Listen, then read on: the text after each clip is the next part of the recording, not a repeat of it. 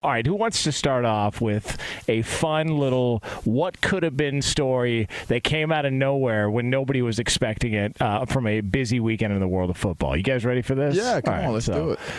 At UFC 278, Dana White, the president of the UFC, was taking part in something called a Gronkcast. Now, as you can guess, it is starring Rob Gronkowski. No. Yeah, believe it or not. And wait, just Rob or his whole entire family? I don't know. I don't know who else was there because the screen was so small I couldn't tell. Well, I just all know you need it was is Gronk for it to be a Gronkcast. Yeah, so it qualifies. Yeah. And all of a sudden, Rob Gronkowski brings up this potential scenario that could have played out. And I don't think Dana White was expecting to have to talk about this with an actual audience there. They could have went to the Raiders. The Raiders. And this is how it played out on Saturday night. I worked to put that deal together for Brady and Gronk to come to the Raiders.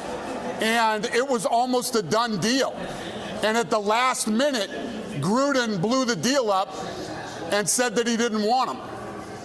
And all hell broke loose, man. It was crazy. And Brady was already looking at houses, and it wasn't being said yet that Gronk was coming. So Las Vegas would have had Brady and Gronk the year that the Bucs won the Super Bowl, except Gruden blew the deal up. And I was never going to tell that story till Gronk just said it. Yeah, so there's that. Said it twice. He doubled down on it. Well, Gruden didn't want it. Gruden killed the deal. Well, that deal would have been killed then. Or the irony to all of it is it would have worked out where Josh McDaniels then comes and eventually takes over, who Tom Brady's very familiar with. I 100% buy the story, Mike Lombardi confirmed that that's a true story. Well, he came out and tweeted about it. Like he said, Gronk confirmed it too. I mean, he said, "Hey, man, this was the deal." So. Yeah, I totally buy it. And if you go back and think about it, the Raiders were a team that was talked about as a potential landing spot for Brady at the time. What does that mean for Carr? And how amazing would that have been for ticket sales? Oh, God. And just the amount of attention on that team. Hold on a second. Come on.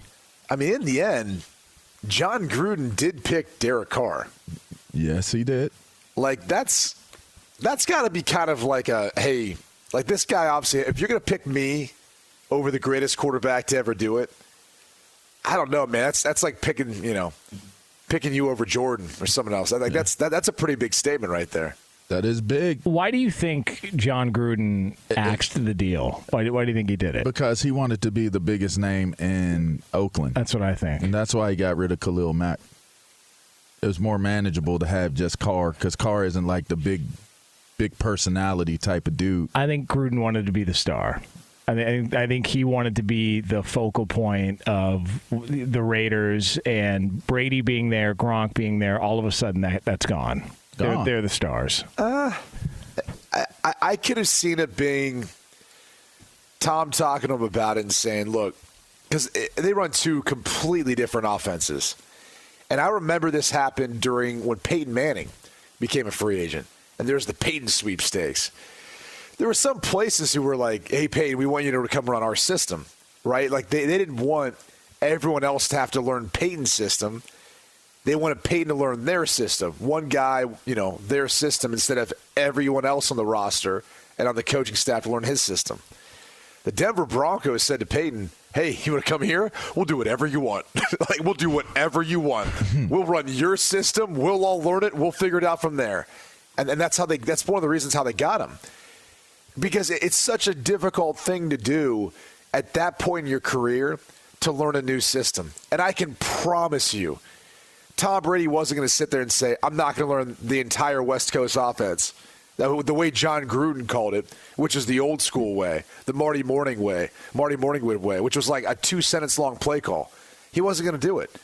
And I can guarantee you he sat back and goes, yeah, like this isn't what I'm going to do at this point.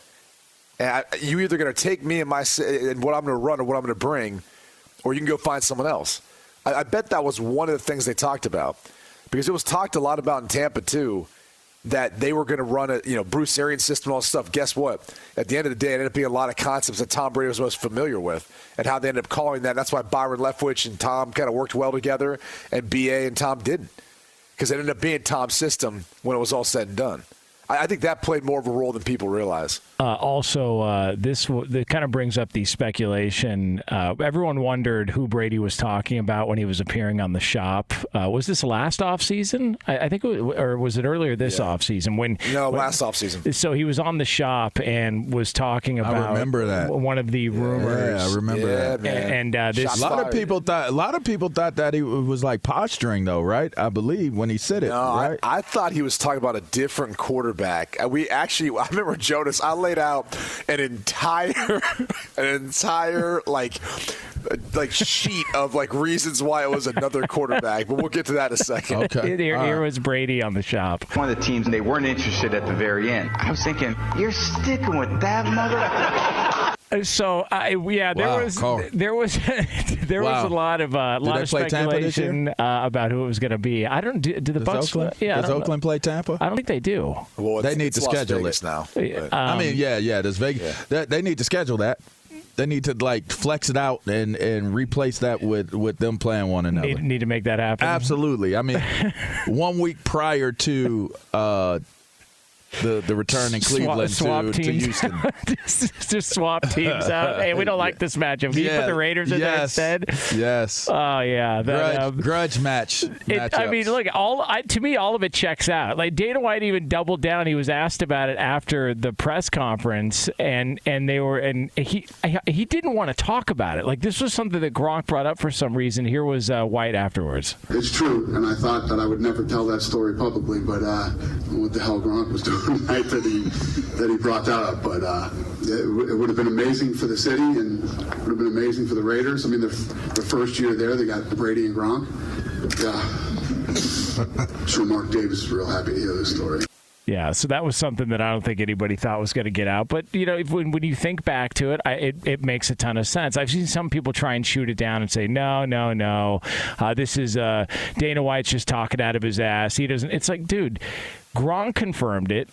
When you go back and think about everything that was playing out at that time, they were a serious contender and a threat to be able to land Tom Brady, and it would have made a ton of sense in the world. I think we even talked about it. I think when we were having conversations, Brady, back then, talking about, well, there's some things that do make sense about why the Raiders would be a potential landing spot, because nobody was sure whether or not John Gruden bought into Derek Carr. Right. There was always speculation that maybe he was going to make a move at quarterback and go in another direction, just like he did, as you mentioned, with Khalil Mack. That's correct. And it just, so to me, I think a lot of this does check out. I wonder if it all was because of ego or whatever happened when it came to Gruden wanting to axe the deal. And I'm surprised that Mark Davis would let him just whack the deal like that and say, no, you have full control here.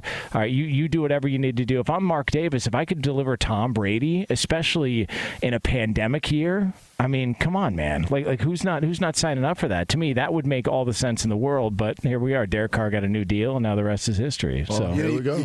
You can't say it's about money, because I think Tom Brady, when he first signed, they kind of signed that old man's deal, where him and Drew Brees were both getting paid $25 million a year.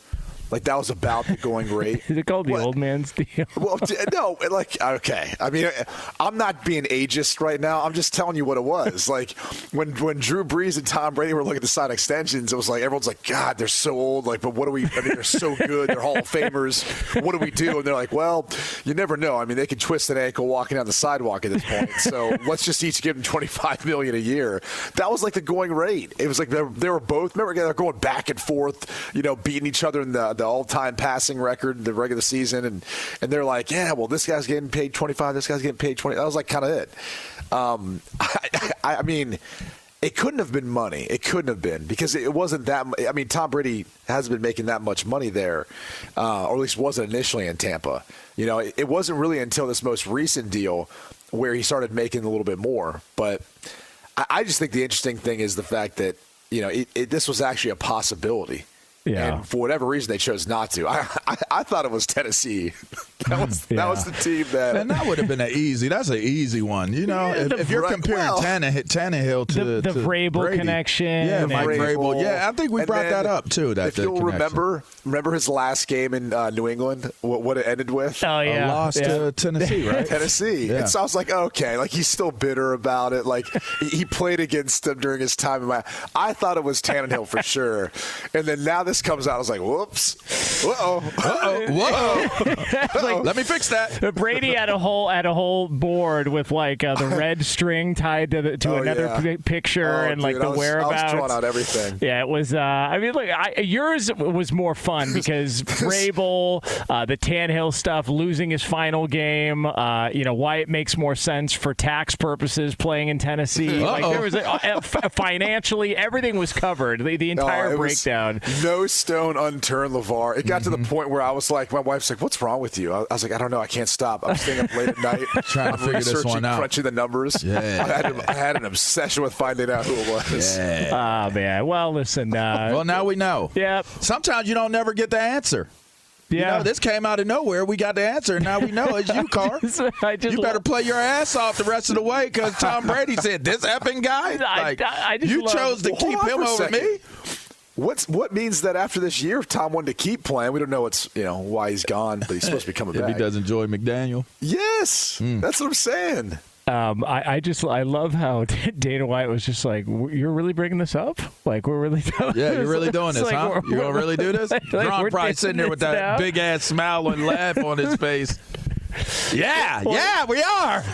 Yeah. I don't know if Gronk realizes, Tom still is playing, by the way. So if he's not going to be asked a ton of questions, I'm sure this is going to be one of the first ones the media finally gets their hands on him when he returns from the abduction he's on right now.